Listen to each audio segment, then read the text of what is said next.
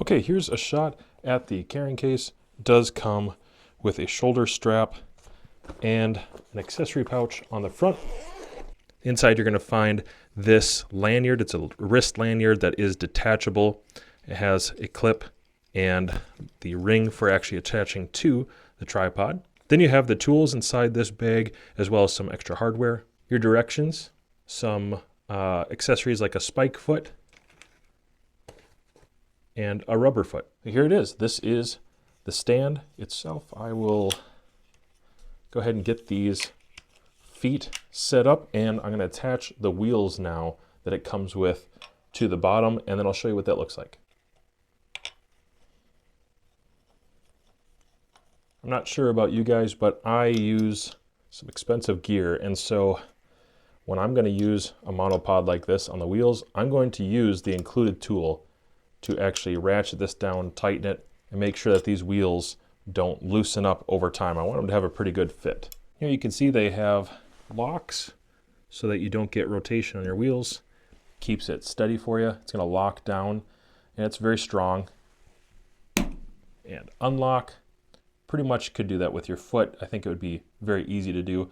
These wheels will rotate and move around independently, and so that they're not cumbersome. You don't have to worry about if you're pushing or pulling. They're going to go the direction that you want them to go every time.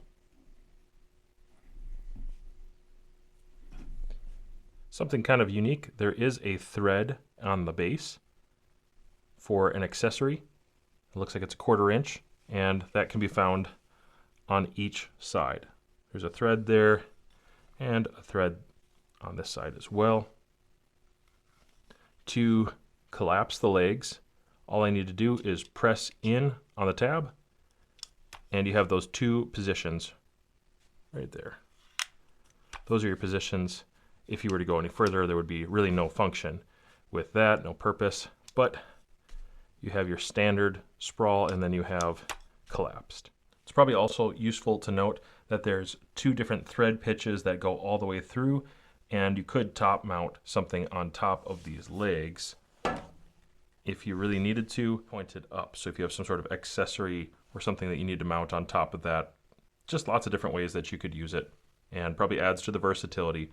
Then you can see the stem of the actual first section of the monopod. So I'm just recording this in my little micro studio right now so you can get an idea what it looks like. It's a decently small footprint, which works in my tiny studio. Here's deployment. Very smooth, very easy, and this whole thing can go quite low or actually quite high. And I'm gonna have to step into the gym to show you just how tall this can actually get, because it's taller than I am or what I would have need for. Okay, so here is the lowest presentation, and I can do a lot at this level, but typically this would be desk height for me, depending on what head I have on it. This would be if I needed to get a little bit lower angle on a table in front of me. And then I start getting to, depending on the height of a person that I'm working with, I'm gonna have to back up actually. There's one height, and I've got an XB25 head. With that head and the cameras that I use, this is usually the right height for a lot of people. I'm a little bit taller. I'm gonna have to go even further back. And out here, this is taller than I could even use. My camera would be above my head. If you can see how tall that gets, and it's very, very sturdy, super strong. I could put a lot of pressure on this and it doesn't move. I think most of you are gonna be really content with right in here. This height range usually meets a comfortable height for most folks. So yes, it gets tall enough. Yes, it functions well. It's really easy to work with, and I can even get some really cool high down top angle shots with my camera, or do videography that way. And you could definitely put a heavier duty head than the XB25. I just like it because it's super lightweight and easy to work with. But this isn't the only way that this can be used. You can actually flip it around and use it a completely different way. Let me go ahead and break this down now. With those twisters, those barrels, it's really easy to make this small and compact quick. And it's also very easy to take this apart with just a twist. and separate the base from the monopod. Now I have just a monopod, but I know some of you are seeing that, yeah, you could use this like a selfie stick, which I have done several times now. It actually works great as a selfie stick. You do still have the neoprene handle here. And I have my ultralight XP25 on the end. That works really well with the camera I'm recording with right now and some of the GoPro style cameras, but you can also flip this around completely. All I would need to do is loosen the plate on the top, and depending on what you need for a base, you could go ahead and thread in your rubber foot or your spike foot. And it's winter here, so I might actually want to go towards a spike foot for this bottom piece. I'm going to flip it around, and now on this side, I have a 3/8 socket. So I can take this apart, and Sunwayfoto does a great job of making sure you have everything you need.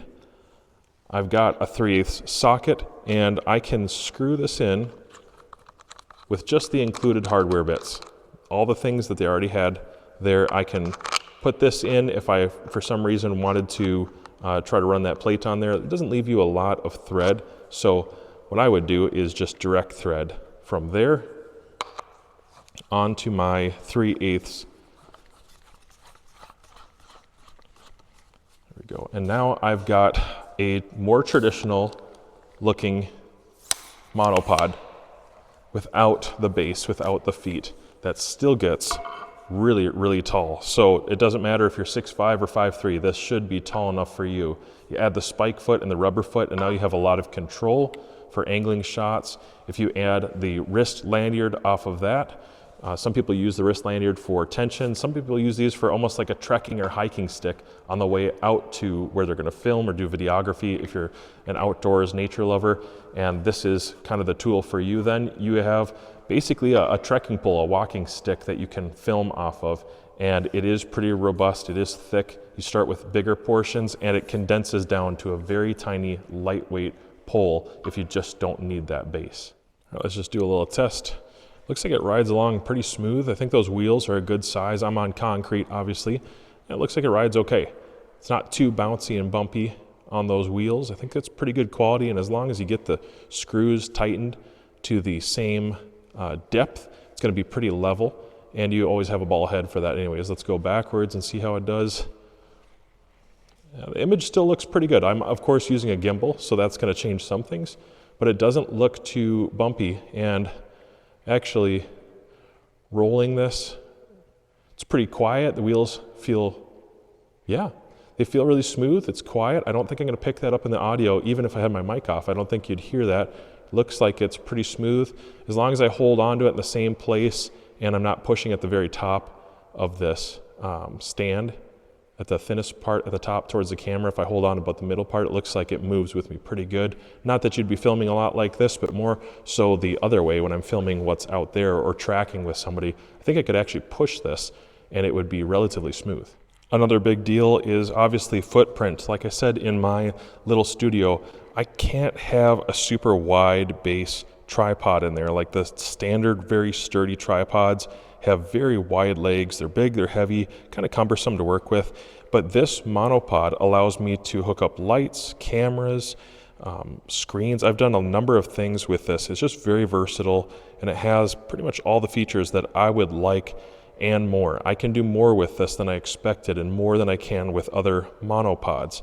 I can use it in the studio, I can take it out with me. You have different heads that you can use, one side or another. I can use it as a very traditional hiking monopod, or I can use it in a heavier duty scenario like I'm going to in a couple minutes. And I like the versatility with that, and the price point is very competitive, especially considering for this price, usually you're just getting a monopod, a carbon fiber one maybe, but not as much versatility as this has. Certainly not a dual end monopod, and certainly not with that base. I had to get out of that gym. I can't stand the audio, and the light is just terrible in there. This video is out of the norm for me. I don't typically review stuff like this, and I probably won't going forward. I will say that I will be using this all the time. You're not going to see it a lot on the channel because my camera is going to be on it, especially in the tiny studio I'm in right now.